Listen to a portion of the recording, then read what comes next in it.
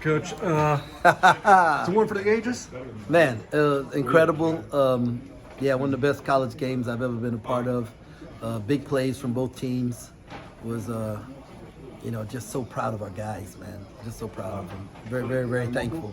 Do you think the Big 12 kind of prepared you for these games, like against Kentucky, Michigan State, just the tightness and every possession counts? Yeah, it definitely did, and all the different styles, right? We're not like a cookie cutter league where everybody does the same thing. You've got to prepare differently for each team, and I mean all the great coaches in our league. So yeah, we definitely feel like we're prepared for whatever style we have to play. I know you got a guy in Marquise, but did tonight even kind of make you go, wow? When you look at the stat sheet at the end, you're like, but it makes you say, wow. But during the game, he was just being him and what he's capable of being, Coach, how proud are you of those guys, not just for what they accomplished tonight, but what they've accomplished since the day you got here? Yeah, man, there are not enough words for me to describe the pride and the joy that I feel to see that, because I watch them work so hard and I watch them sacrifice. And when the DNA in these dudes of being winners, right? I mean, we recruited them and we brought them here because they were winners. And the thing about winning in high school and at other places, it's, you have been in a situation where you're down, right? And you're in the huddle and you gotta know, hey, we can get this thing done because you've done it before, whether it's a state championship in high school or advancing in the tournament. And these guys have been there. And so they're able to talk to each other the right way and say the right things and then just grow closer together. So just so proud of them. Did you spray water on that beautiful ceiling in the locker room? I sprayed water all over the place, so I didn't even look at the ceiling. The guys are saying how poised you are, especially in those late game situations. Just where does that come from? You know how we tell the guys in those situations you have to trust your work, and I got to work with a Hall of Famer in Scott Drew, and he was always so calm, and we prepare really hard. My staff does a great job of figuring out ways to attack different teams differently and what needs to be done. And if I'm going nuts, then our guys are going to go nuts. So it's incumbent on me to be the voice of reason in the huddle and to help calm them down and refocus. But they keep me calm because they're always saying the right things to each other. You guys gave this, you kind of had it won, it seemed like, a little bit at the end, and then you didn't get the basket, you didn't get you had a couple of empty trips. How tough was it to turn it around and win the overtime?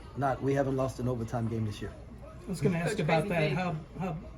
How big were those other overtime games as far as just getting you to this point? Huge. When we sat down in the huddle, every one of them said, hey, we don't lose overtime. They knew it. We've been here before. This is fine. 5 more minutes, we're okay with it.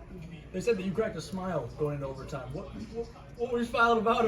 Because we get to keep playing, right? I wasn't disappointed we were going to. I'm happy that we get to keep playing. I'm glad the game wasn't over and they were celebrating. So, Coach, you're trending on Black Twitter because you were dancing like a madman. How does it feel to be viral with your dancing? Man, people have made such fun of my dancing when I do the Wabash, right? Because they didn't realize that it was part of a large group that was doing it. So I'm happy at least now they know I got a little rhythm. Coach, Crazy Faith's been the motto all season long. Just Yes. How much did that play a factor tonight in keeping the guys in the It does. it's like there's this great belief we have in each other that when everybody says, oh, they can't do it, or no, they're not going to do this or not going to do that, and we just keep believing ourselves. And you're calling it Crazy Faith now. Early on, people were calling it crazy for even thinking. I remember at the Big 12 meeting when I said we're going to go to the NCAA tournament, people thought I was crazy, right? And now you're like, oh, what great faith he had in his guys. Well, we call that Crazy Faith. And the two guys, this one says out the mud, but my shirt that has the 1 and the 2, them 1 and 2-ish and Keith, they got them other dudes to come here and got them to believe.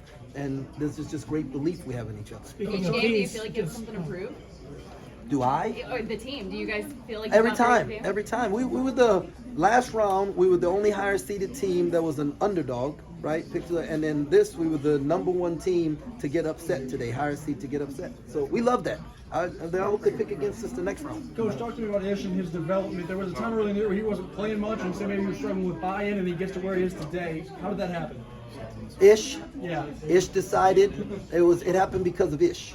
Ish decided that he wanted to be a part of this thing and he wanted to contribute and he knew he could contribute, and then we both started to see the game the same way, and he looked at it through my eyes, and I've done a better job of looking at it through his eyes, because he's got some talent, some serious talent, and as a coach I need to figure out a way to make sure he had an opportunity to display that. How tough was